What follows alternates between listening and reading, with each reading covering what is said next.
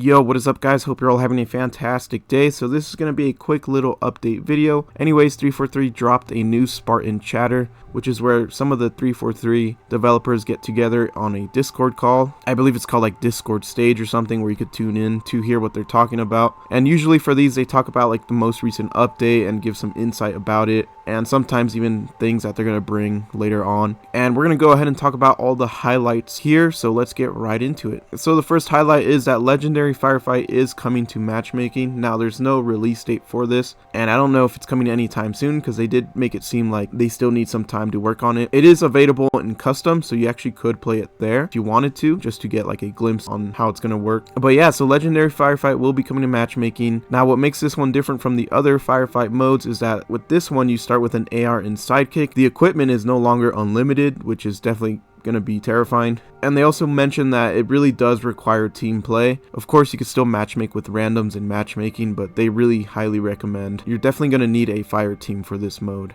Anyways, in the next highlight, they talked about how skulls can be used in PvP. Now, they talked about this in an earlier blog that they dropped on Halo Waypoint, but I guess they just wanted to throw it out there again because, yeah, the fact you can use skulls in PvP is really cool. So if you wanted to use the blind skull in like a Slayer match where no one can see their gun and where their shots are really going, you can do that. And there's various other skulls that you can turn on as well. Anyways, let's move on to the next thing, and that is that Heroic and Legendary Firefight career XP and match XP are getting increased. And yeah, they pretty much just say that they've heard the feedback that we want to be rewarded more for, you know, playing harder modes, so they are going to buff that up a bit. Now, they don't say how much, but they do say that they're definitely going to increase how much career XP and match XP you get out of the more difficult Firefight playlist. So the next highlight they talked about was Firefight Challenges. People were asking, you know, why isn't there any Firefight Challenges, or when can we see them? And they essentially say that they are working on Firefight Challenges, although it seems like it may take some time, as the way they were really describing it was pretty much saying that they're gonna definitely need some more time to work on that.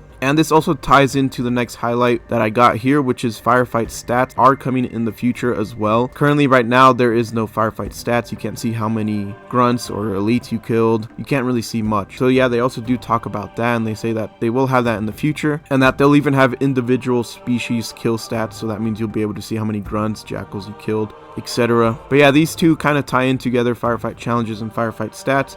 So I'm assuming both of these will probably drop in the future. But yeah, once again, there's no date for it, but they definitely are working on it. And a big question that many people were asking, I was actually thinking about this myself, is why isn't there enemy vehicles on the current Firefight playlist that we have right now in matchmaking? And to sum it all up, they pretty much just say that it's difficult to balance because every time an enemy vehicle gets dropped on the map, a player can essentially just steal it very easily, especially with equipment being unlimited. You could just like thrust onto a Wraith, or like grapple onto a Wraith or a Ghost, you know, whatever vehicle it is. It is very easy to hijack. And if everyone was to hijack, you know, all the good vehicles, then it would just get boring because you just kill everything instantly. And when there's no challenge, yeah, it'll just get really boring and you'll lose player engagement. Especially with the new equipment, the repair kit, you could literally just throw that onto your vehicle every time it's damaged, which makes it even worse.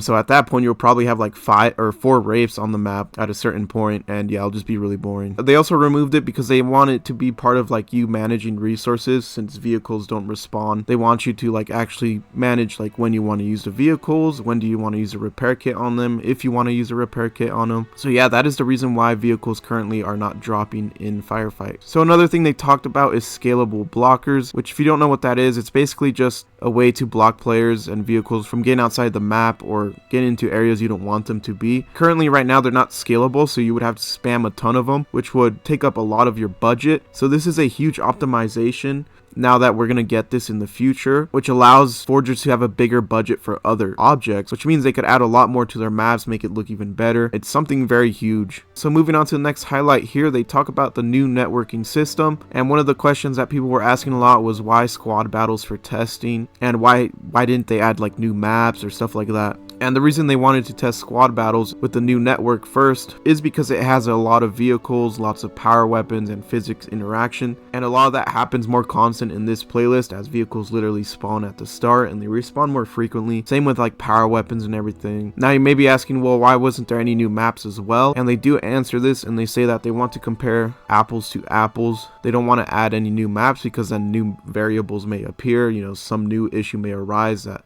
come out of the new maps and stuff like that. And they want to be able to compare it to like the old network, see how it reacts to the old squad battles playlist, you know, see the differences so they can see like what they need to fix and stuff like that. And finally, the last highlight here is another question was, is a new network model coming to campaign? And unfortunately, they did say that the new network model is not coming to campaign. A campaign at this point, I mean, it's pretty much been shunned. You know, we got no DLC, campaign's just not getting any updates. I would have loved to see the bandit rifle. Anyways, they pretty much say that, yeah, the new network model is not coming to campaign, and the reason for that is because campaign is a whole nother thing. So yeah, that was just a quick update showing you guys all the highlights for this new Spartan chatter. There's some good stuff in here. If you guys want to get more context on some of these highlights that I talked about, as they do talk a lot more about, like, they go more in depth on certain things, but I'm just here to give you guys the highlights. So yeah, definitely check it out in the description down below. And with that being said, let me know what you guys think down below in the comments. Consider subscribing and liking the video as it shows your support, and I'll see you guys on the next one. Peace.